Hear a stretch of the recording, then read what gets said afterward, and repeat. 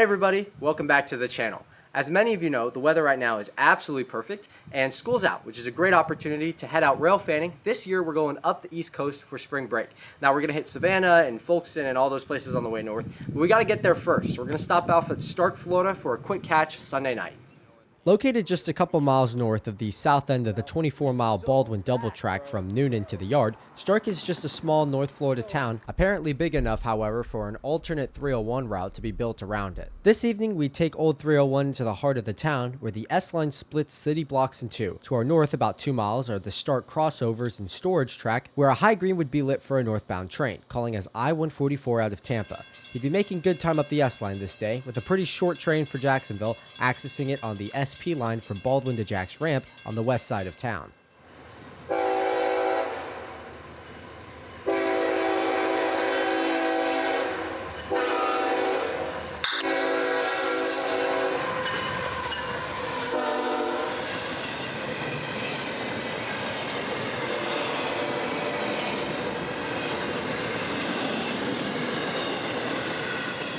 From Starke, we wouldn't hear anything else as we drove north into Jacksonville, where we'd spend the night, so the hotel for some sleep we'd go, rising early the next morning.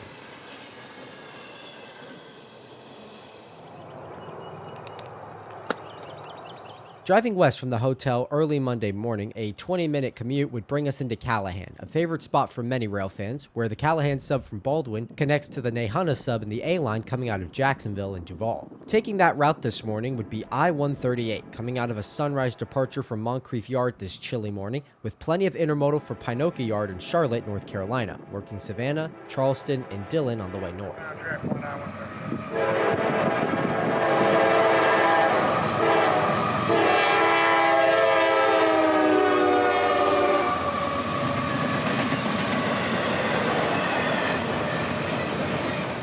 138 is one of those trains that originate in Moncrief Yard, but not Jack's Ramp, CSX's intermodal yard in Jack's. A transfer job between Dinsmore and Moncrief is necessary for this train to get their cars, with the mainline crew starting their day in Moncrief, where the power is stationed. From there, the crew couples to their train and heads out, taking track 1 all the way through Folkston and onto the single main at Birch.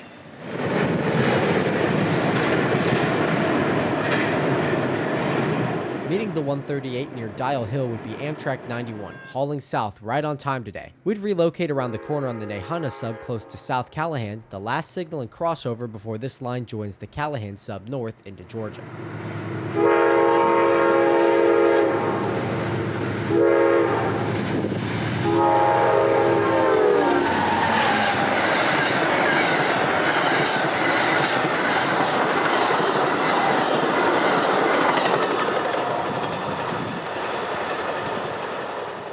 From Callahan, I thought it would be a good idea to start making our way north, stopping at Dial Hill on the way, where we'd see the end of a southbound freight go by. So back through Callahan and past Crawford we'd go to leapfrog the train. It would be M441 for Tampa, today with the 1827 leading the way, CSX's first heritage unit, painted and lettered for America's first railroad, the Baltimore and Ohio. I saw this engine when it was still pretty fresh, only about 2 months out of the paint shop in Waycross, so it's been almost 2 years now that this engine has been running around the system, so it'd be nice to see it again in the bright morning sun at CP Tahoma.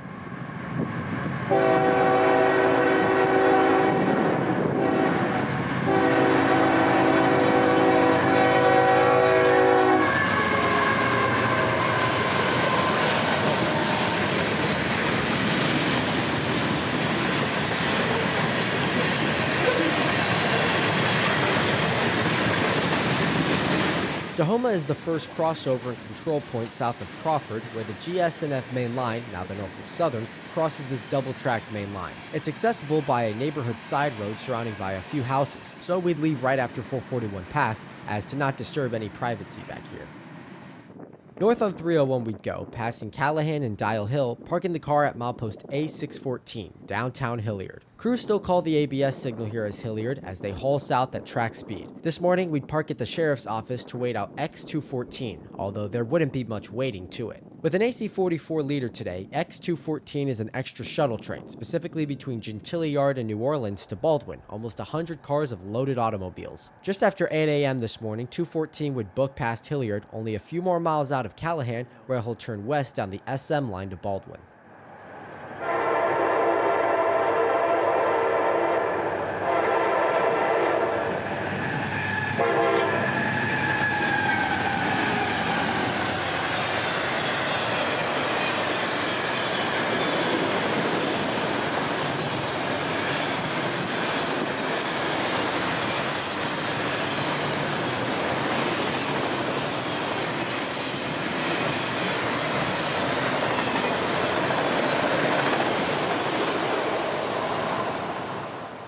2:14 would wrap up our time in Hilliard as we'd head north on 301 a little bit further to Folkston, where the wind would really pick up on this chilly March morning.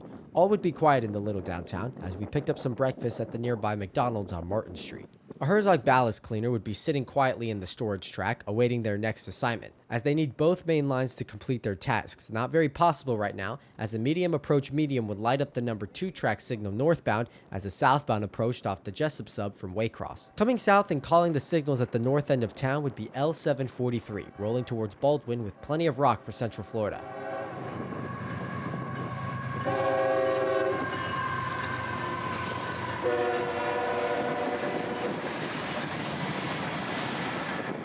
Today, the train would run right through Waycross without a pickup or a drop-off, arriving in Folkston just after 9:30 a.m. when the morning light is pretty good.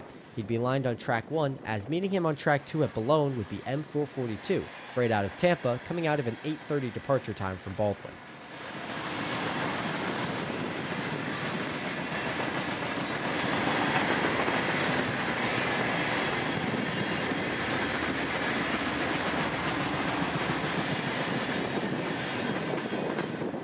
.442 would be a nice catch this morning, as leading the train would be an older rebuilt SD70 with 2 more rebuilds mid-train as distributed power. And quite the train this would be, over 200 cars on this one and almost 2 miles long.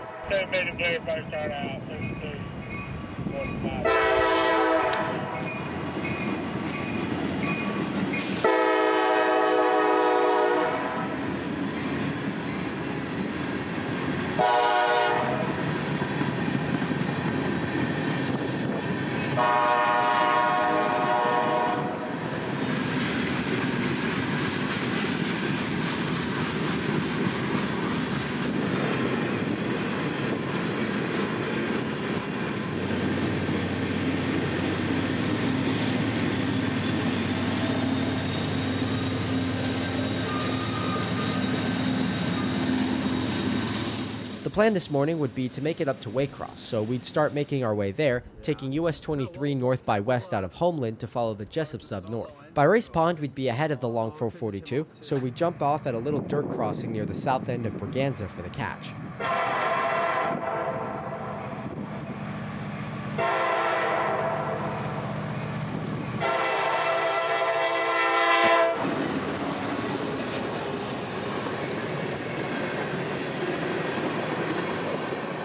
Even with 442's quick pace, we'd be able to chase him north through the pine forests of South Georgia. Down a couple back roads and about 2 miles off the beaten path now, we're at Astoria, where the Waycross double track begins, starting here and running through Waycross and onto the Fitzgerald sub, ending at its north end in Jamestown. A limited clear signal here would await 442, as the dispatcher would line him onto the number 1 main to make way for a southbound leaving Waycross as we speak.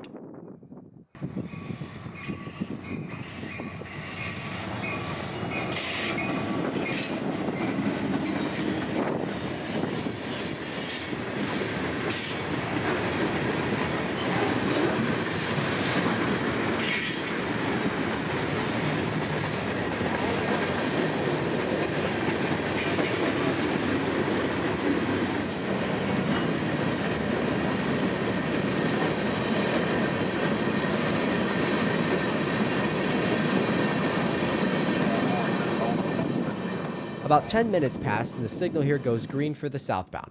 Looking north, we can see our approaching train's headlight, with the end of 442's train slowly passing the signal bridge known as South Waycross. From the Diamond all the way to here at Astoria, the Jesup sub is perfectly straight for almost 7.5 miles, making scenes like the headlights of this approaching train possible, even when they're just feet out of the yard. 317 engine 54, 93.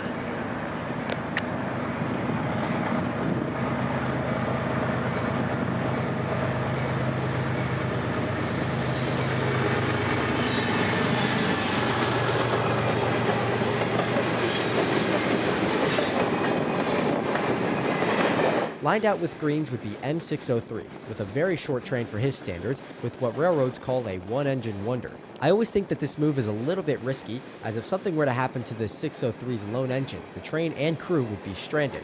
But I guess it's worth it, as it's worked just fine for Tampa's intermodal trains and now short manifests like this Lakeland-bound move.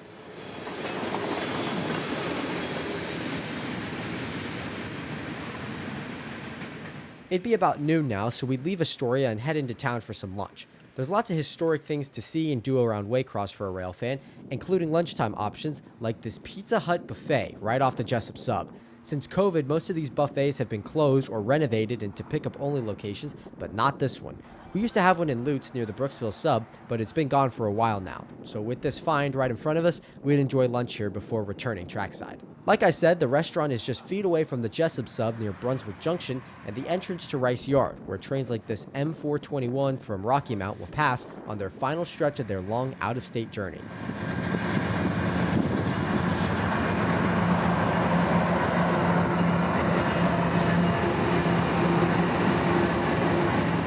Working Fayetteville and Florence on the way south, M421 starts in North Carolina and takes the A-line south to Savannah, where it uses the Nahunta sub to get to Jesup before turning south on the Jesup sub for Waycross. There's another route that trains can take to get here from the Nahunta sub, but we'll cover that in just a few minutes.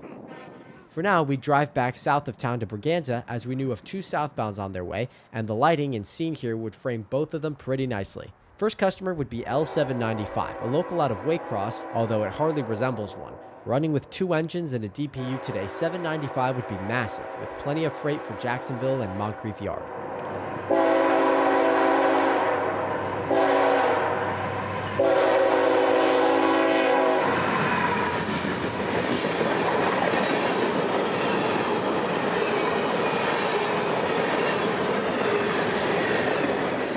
L795 is an amalgamation of a bunch of different area locals with boxcars, hoppers, tanks, Tropicana reefers, and even covered gondolas for the Florida Northern and Newberry. I'm not sure how much of this train is meant to be interchanged, whether that be with the Florida Gulf and Atlantic on the Tallahassee main, the FEC, or the Florida Northern and Newberry, but whatever the numbers is, it's surely pretty high for this 150-car local train.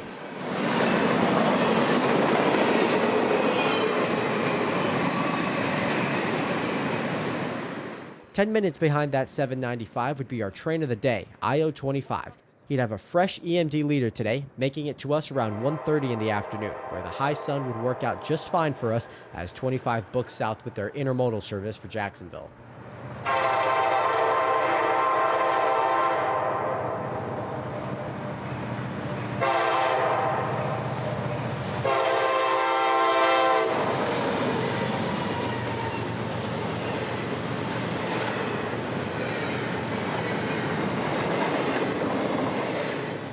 With a third engine in the middle, CSX does not play around with these trains. They're long, fast, and of very high priority. If I'm not mistaken, I actually think that this IO25 and the 26 pair are the highest priority trains on the system when they're in the vicinity, which is why by the time this guy would get to Folkston, he'd be lined right around the 795, who'd be taking the same route down the Nahunta sub to Jacksonville.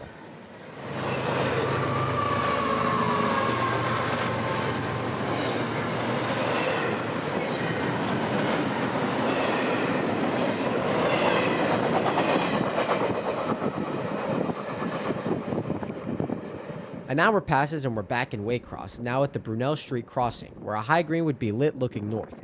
Coming out of Jacksonville would be IO26 with another 3-engine lash-up with container service from Winter Haven, Orlando, Lakeland, Tampa, the Port of Jacksonville, and many more.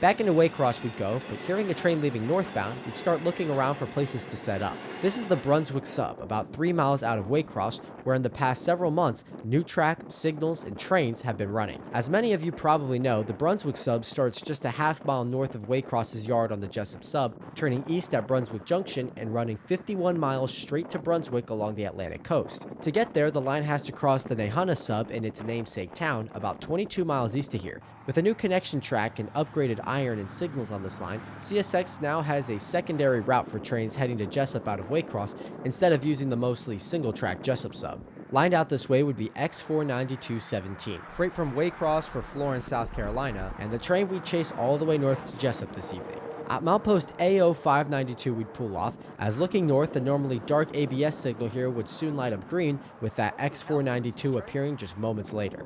492 would be a big one today, once again utilizing a mid-train DPU to power this manifest.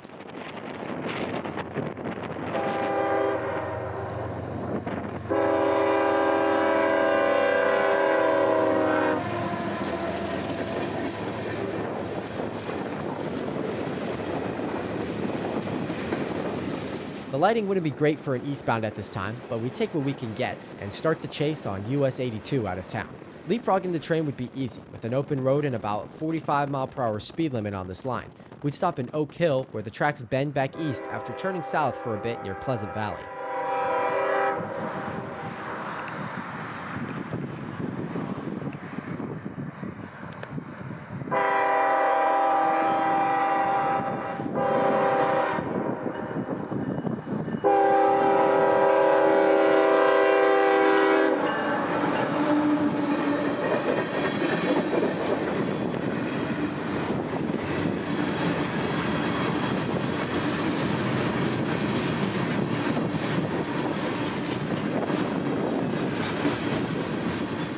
Next stop would be Hoboken, AO 601 on the timetable, and the site of a storage track in Community Park. It's a nice shot here, and the last community that 492 will have to run through before reaching Nahunta and the main line to Jesup. Being at maintenance season down here, a few MOW machines would be in the storage track here, waiting for their next assignment, likely on this line, and all of its new upgrades and construction.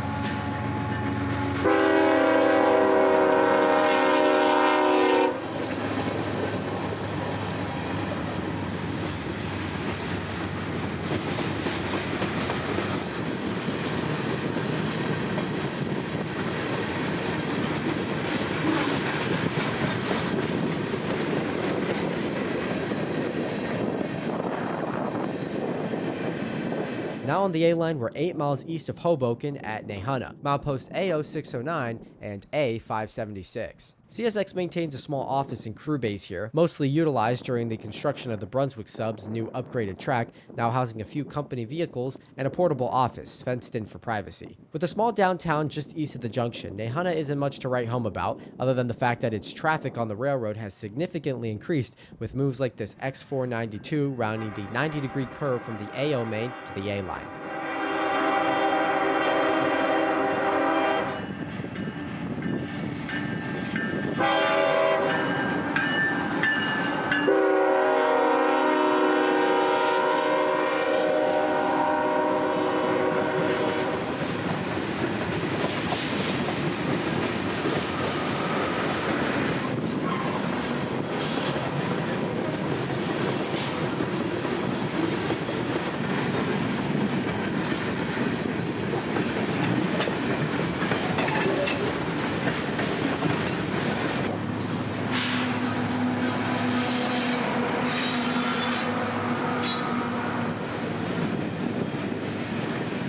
North out of Nahunta, the main line is signal tracked for almost 10 miles up to Hortense, where a 9,896-foot siding breaks out. The north end of this siding is one of the very few places around here that still utilize US&S color light signals from this track's Atlantic coastline days. So that's where we'd go, setting up on a dime as 492 rapidly approached.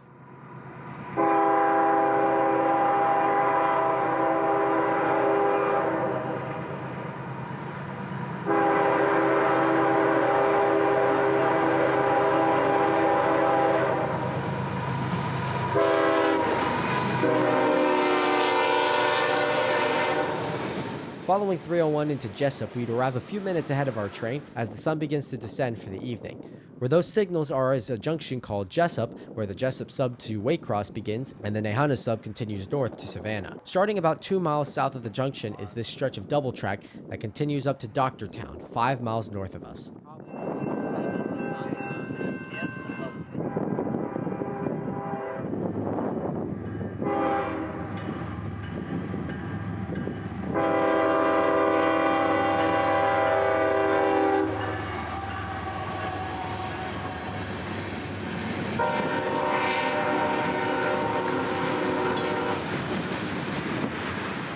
Here at Jesup, there's 2 more stretches of double track before Ogeechee and the beginning of the Savannah sub, which is mostly double tracked itself. This is CSX's main route up the East Coast and into New England that guide trains like IO32, freights like M492, and Amtrak Silver Service like this PO98 arriving at the old 1903 ACL depot.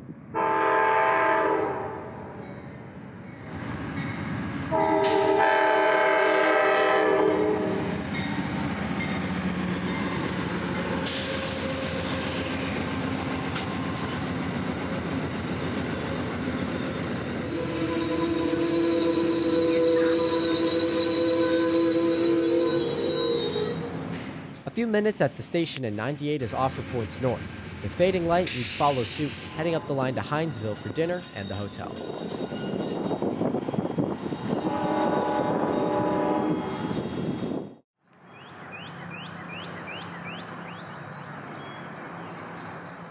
Next morning, we'd be up early, staring at red signals at CP Burroughs on the Savannah sub. Here in Savannah, CSX operates two lines, one called the East Route and one called the West Route. The East Route is the main route that has almost 10 miles of double track starting at a signal called Forest River, about 3 miles north of us. That's the line that intermodals and freights take to bypass CSX's Savannah Yard and access their Southover Yard, or the Amtrak station on the north side of town. The West Route takes trains on a parallel route just a bit north, serving the massive Savannah Yard and reconnecting to the East Route and the A-Line at the Amtrak station. There'd be nothing here, so we'd do some exploring, following the East Main to the Amtrak station where trains 89 and 90, the Palmetto service, originate and terminate. A beat-up Amtrak 43 would be in the pocket track here, with an empty waiting room and station platform, as the next train doesn't arrive until about 7 p.m. tonight in the form of Amtrak 98, so there wouldn't be much to see here. South just a few hundred feet of the station on the A-Line is that connection with the West Route where you can look into CSX's Savannah Yard and their intermodal operations, currently being switched out by a pair of Georgia Central Jeep locomotives. Another one of Genesee and Wyoming's many companies, Georgia Central is a big player in Savannah's rail scene, staying pretty busy between port and yard jobs and their through trains to Macon and back. We'd stumble upon this port job doubling out their consist before departing with a large block of international container traffic on the head end. I believe Savannah is one of the largest, if not the largest, international ports on America's East Coast, and it shows with their sheer amount of traffic, served by 3 separate railroads. On the south leg of the Y that stems in Savannah Yard is the connection to the A-Line at Alabama Junction, where the Georgia Central crosses the A-Line at grade. We'd be set up on the Lorick lead, which trains like this Georgia Central crew will be using to head south on the A-Line. We'd be scoping out the diamond where we saw a distant headlight, just to watch it turn into the yard and onto that west route. It would be I-137 for Jacksonville, the counterpart to the I-138, Charlotte to Jax. 137 would be a big train today, with 2 engines up front and 1 in the middle. His entrance into the yard would clear up the line for a Georgia Central job, however, so we'd run back over to the Lorick lead for that catch.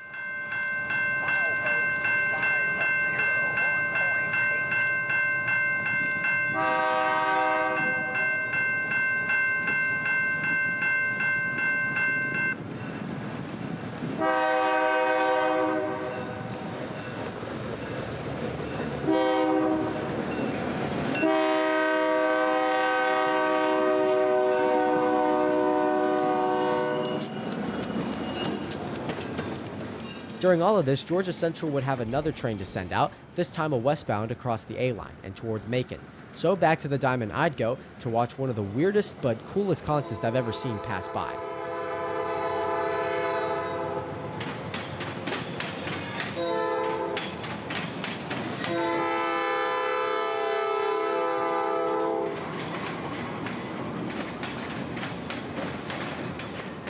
Leading this guy would be Georgia Central's very own B32-8, number 532, and another B32-8 behind the caboose, still wearing some original Norfolk Southern black and white paint with the logos crudely removed. This train would be a short shuttle train of wood chip hoppers, something that we rarely see ever down in Florida, so we decide to follow this guy west a few miles for another shot. West into the suburbs of Savannah we'd go, into a small town called Puller, where we'd pull off at the Tom Triblett Community Park for a shot. Known in the area as a great spot for picnicking, fishing, and its frisbee golf course, we'd be here for its backwoodsy crossing where the Georgia Central local would soon be passing.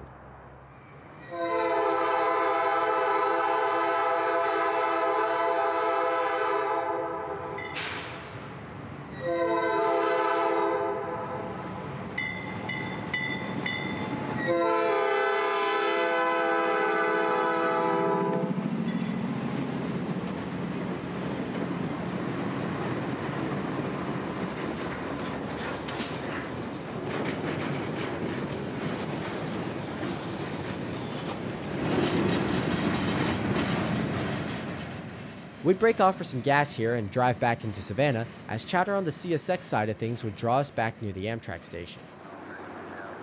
North of Central Junction on the A line, the tracks split into two, with one heading northwest as the Columbia sub, and the other continuing the double track north as the Charleston sub. Parked on the number 2 main here would be M491, with a fresh Jeep 40-3 trailing third. These new rebuilds don't have that square cab look anymore, instead keeping much of their original shell, now coated in a very shiny layer of CSX's YN3C paint. This is the first instance I've ever seen of one of these, and I really hope one comes down to Central Florida soon. As I'd be grabbing some shots of the fresh rebuild, our train would get permission to continue south, meeting a northbound near the Amtrak station.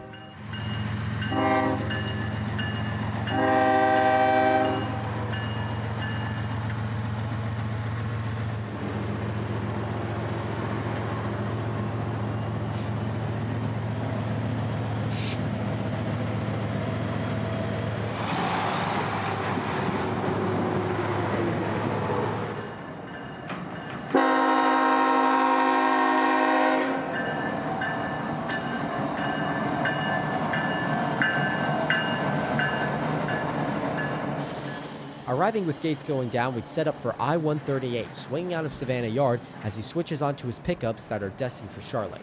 I'm not sure why 491 would come to a stop here, considering he had signals to proceed, but in a couple minutes he'd get rolling again and wouldn't stop until he'd get to Waycross.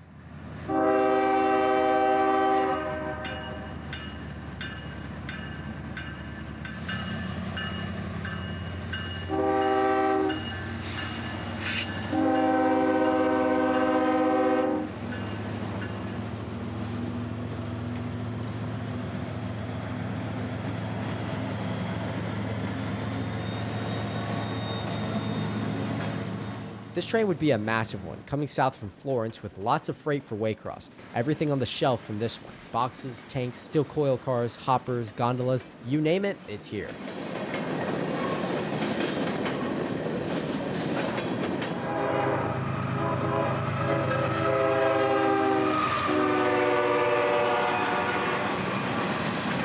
South a ways and we'd be in the community of Richmond Hill, inside of one of those really long stretches of double track that can be considered a siding. I usually look for a center control point or crossovers to determine what's a siding or double track, as sidings usually just have a north and south end, yet these have neither. Doesn't matter to M491 though, he's on track 1 and at maxed authorized speed.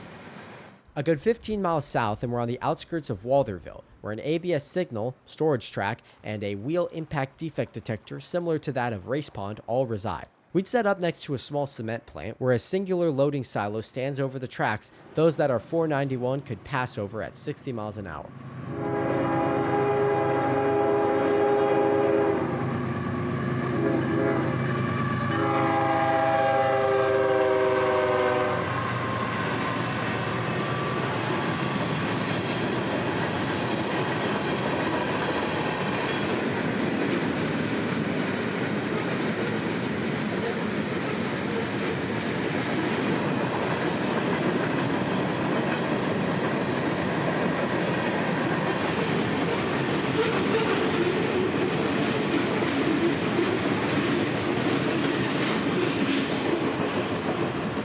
Next stop is Jesup, where an approach signal would greet us looking southbound as a northbound approached on track 1. Looking south, that yellow is on track 2 and will soon turn to green that will guide 491 towards Waycross.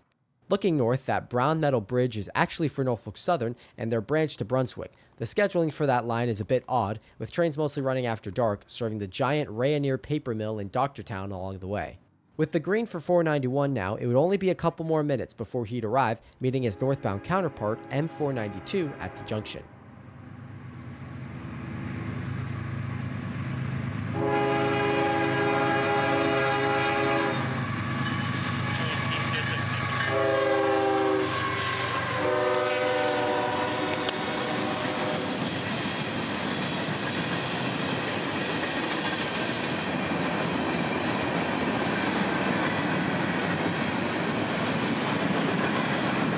With the end of the double track from Jesup ending at Doctortown, over 5 miles to our north, it would be odd that 492 would be coming in so slow. That was until they made it to the Main Street crossing, dropping off a road foreman of engines here. John is a road foreman of engines, whose main job now is to do ride-alongs with conductors spanning anywhere from Savannah to Jacksonville to Thomasville and Manchester on the west side of things. He's been with the company for 26 years now and is one of 23 RFEs that CSX employs.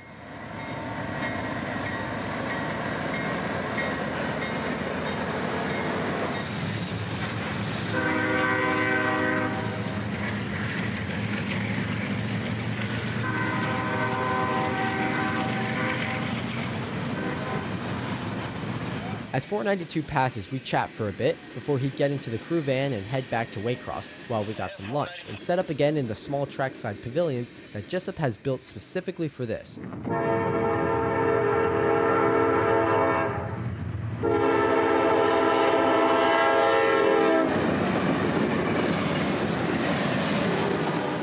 "10 minutes into lunch and just 15 minutes behind that 492 would be I-032, priority intermodal out of Jacksonville with a small train today, at least for his standards. 2 engines, 5,000 feet of train.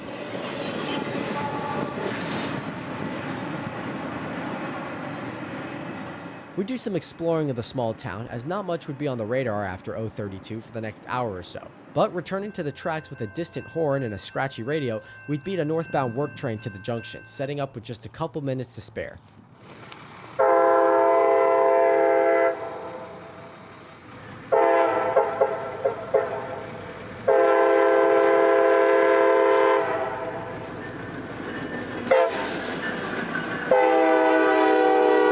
This is W003, a track geometry train similar to that W001 we chased on the Brooksville sub earlier this year. Leading this guy would be CSX 9969, a rebuilt Jeep 40 WH-2 with a wide cab now, reminiscent of passenger 4-axle diesel engine conversions that so many commuter lines used to utilize. You can't see it in this view, but over on the NS bridge, a string of cars would be rolling west, oddly at 2:05 p.m. today. So we'd hop back in the car and drive around the corner through town to see what it could be.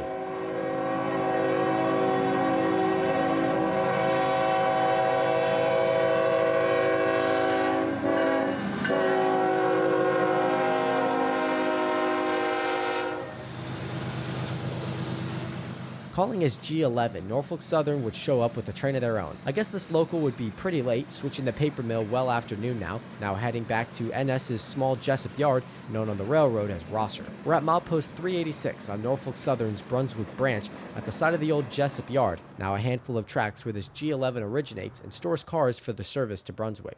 After a quick exploration of the NS, we drift back into town as a northbound freight from Waycross would be calling signals just south of us. It would be M692, northbound merchandise out of Rice Yard for Spartanburg, South Carolina, taking the A-line straight there, but meeting a couple of southbounds on the way.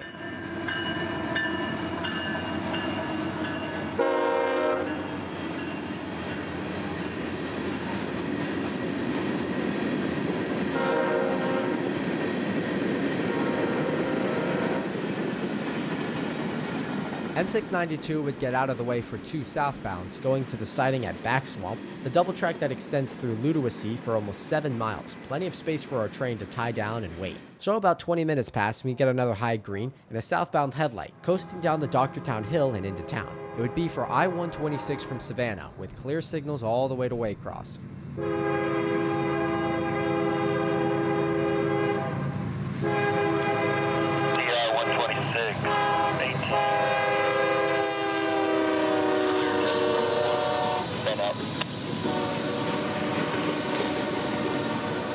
Because of CSX's mainline configuration, this Tennessee-bound train comes out of Savannah and turns the corner at Waycross onto the Fitzgerald sub on a connection track called the 97 route. This leads the train north by west to Cordele, Manchester, and eventually Atlanta and their Fairburn yard, where 126 makes a large drop-off of their international merchandise, continuing to Tennessee on the W&A.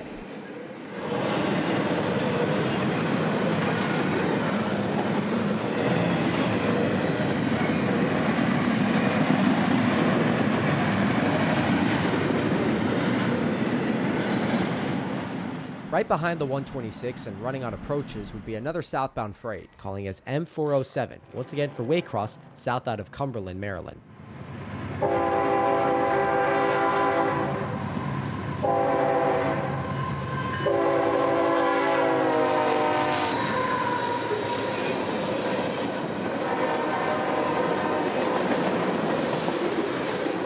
We decide to follow M407's route and use US 84 back south by west to Waycross, passing towns and their corresponding sidings like Screven, Offerman, and Homestead on the way. Pulling in and setting up at Waycross's old ACL depot still on the Jesup sub, we'd beat that I-126 from earlier as a traffic jam in the yard had occurred, as it usually does this time of day.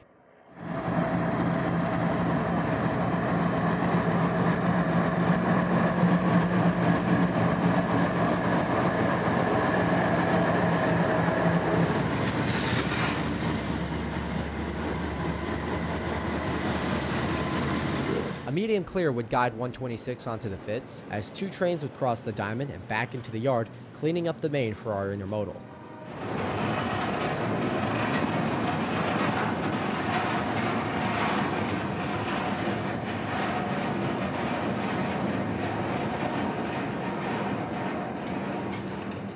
After the I-197, there'd be a lot of sorting for the dispatcher to do before trains would start departing the yard, like this one, L744, the Brunswick local, now finally leaving the yard after waiting his turn until twilight.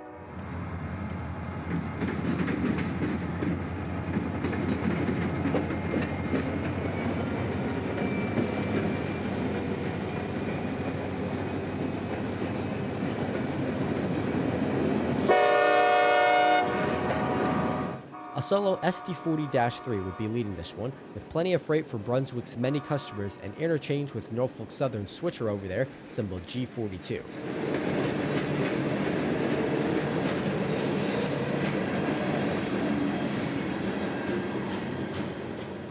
We'd lose our last little bit of light in Waycross as L744 passed, so back south we'd go to Folkston, where the lighting would be satisfactory for a couple last trains. Arriving to a northbound signal and an approaching train, we'd set up for M604, showing his face this day at 8:34 p.m. after a lunchtime departure out of Winston.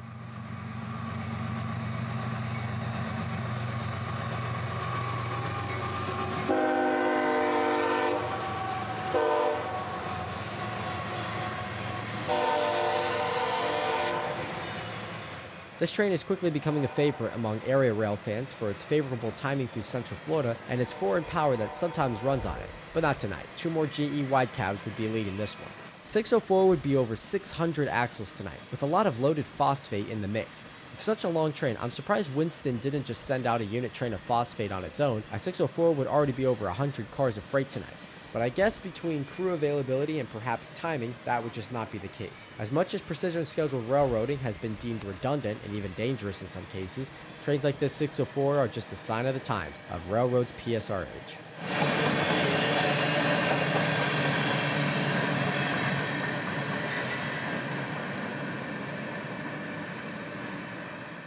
Meeting the 604 at Race Pond would be another Central Florida freight train, calling as M457. He'd be a hot catch for rail fans the following morning as he made his way down the S-line for Orlando with CSX 1850 leading, the L&N Heritage Unit leading. This is my first time seeing this one, and I'm a fan, still looking pretty clean under the lights at Folkston.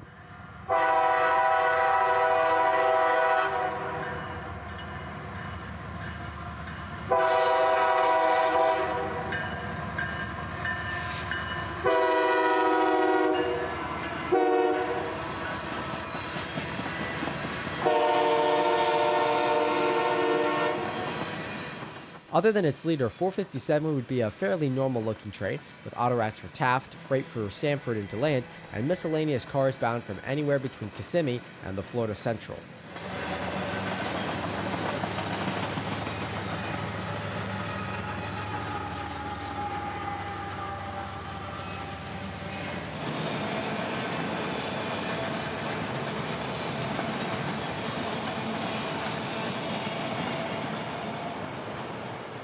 Last train of the night would come just 8 minutes behind the 457, symboled I-184. Now, the 184 symbol is usually used for a Fairburn, Georgia to Birmingham intermodal train, coming out of Atlanta on CSX, and ending up in an interchange with the BNSF there. But today, it would be used oddly enough for a Jacksonville-bound train, I believe an extra out of Atlanta. Not much to confirm or deny this, but going by the crew and the dispatcher, this was I-184 southbound for Duval.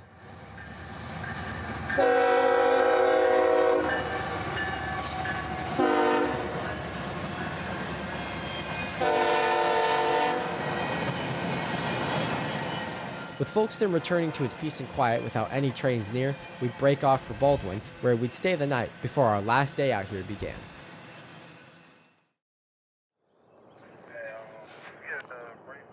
Up with the sun, we'd start the day at the north side of Baldwin Yard, referred to as Baldwin Tower by the experienced railroader. Here, the old Tallahassee main line crosses the Callahan sub, coming north out of the yard, with connections on all four sides of the junction that are surprisingly used quite often. This morning, Baldwin would be fairly quiet, with the exception of a couple yard jobs and crew vans shuttling around some mainline crews. Because there'd be so much switching to do this morning, we'd be lured down to the south end where a northbound train would be arriving, just to come to a stop at the south end yard signals. This is M442 out of Tampa, making it to Baldwin this morning around 0730, a normal arrival for this train after leaving Tampa around 2 a.m. They'd be tying the train down here as another northbound, this one already in the yard, would have to clear up first before entrance was given. So back around Baldwin we'd go, now where the sun was above the trees, shining light on M452 and his interesting lash up today. Leading the train today would be CSX 3150, a usual GE ES44 AC with the railroad's boxcar logo. Behind that would be 452's second unit, another GEVO, leading 3 -8s and an old YN2-9. You can't see it right now, but we'll get a better look at it in just a few minutes. 452 would be in 2 pieces this day, so when the Waycross crew arrived from the hotel, they'd have to couple on and start pumping air through the train, a process that takes a good chunk of time. So much that we'd easily jump up to Briceville with plenty of time to spare.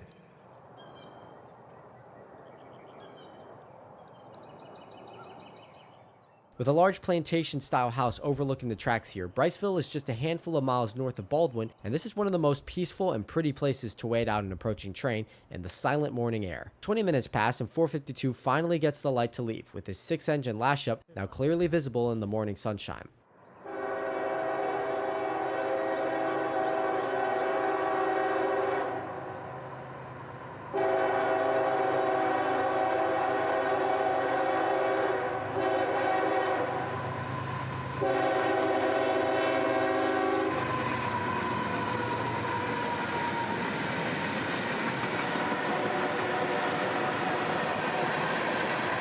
Those 4 old engines on 452 would be destined for Waycross and picked up in Winston after going down there on a storage move just a couple of months ago. There's rumors that some of these -8 and -9s are planned to return to service in the coming months, but I feel that's mostly wishful thinking, which I join, because I'd love to see some of these old variants lead trains down here again, but I guess only time will tell.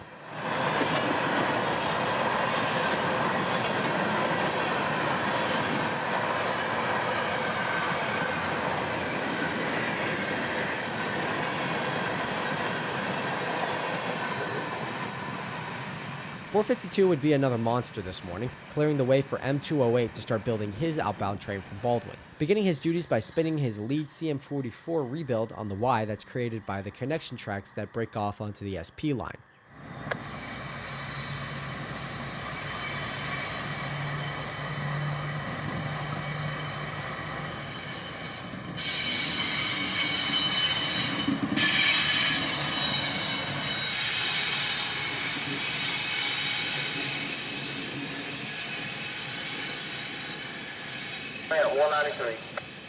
With word from the radio that M208 would soon be leaving north, we'd jump up the line about a half mile to the crossing of the old Jacksonville and Southwest, which later became part of the Atlantic coastline. Running from Newberry and into the heart of Jacksonville via Alachua and Burnett's Lake, the 1899 construction is now long gone, now converted into a 20-mile biking and walking trail that has plenty of parking and offers a great trafficless spot to sit and watch the trains pass.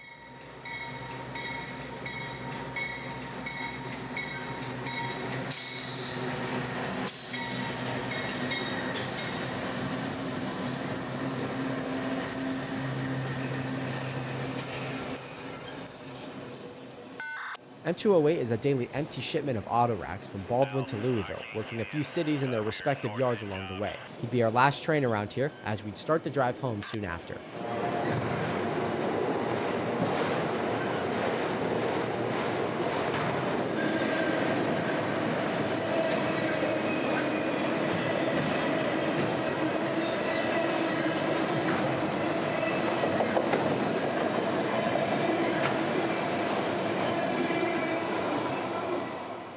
Driving south on 301, we'd pass Hawthorne with green signals looking north, so we'd pull off at Campville, where our northbound would be rolling through, calling us M452.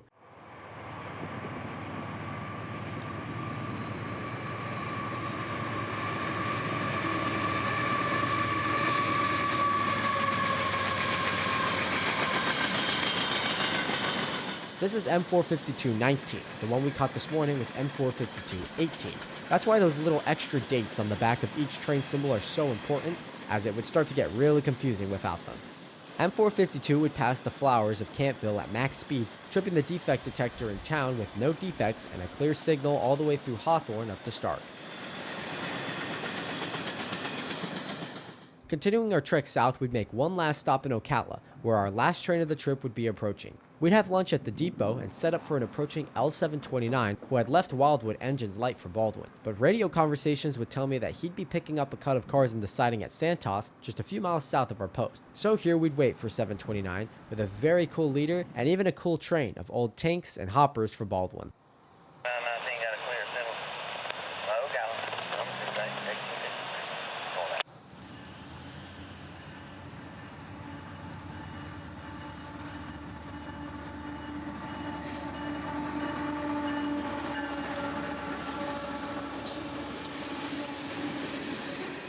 With CSX 1853 leading, New York Central colors would whiz by Ocala and its depot, which would send us home for good. Thank you to all who watched this one. I know it was pretty long, but I hope it was enjoyable still. But until we meet again somewhere out there on the high iron, this is Christian from Multicolor Films. End of transmission.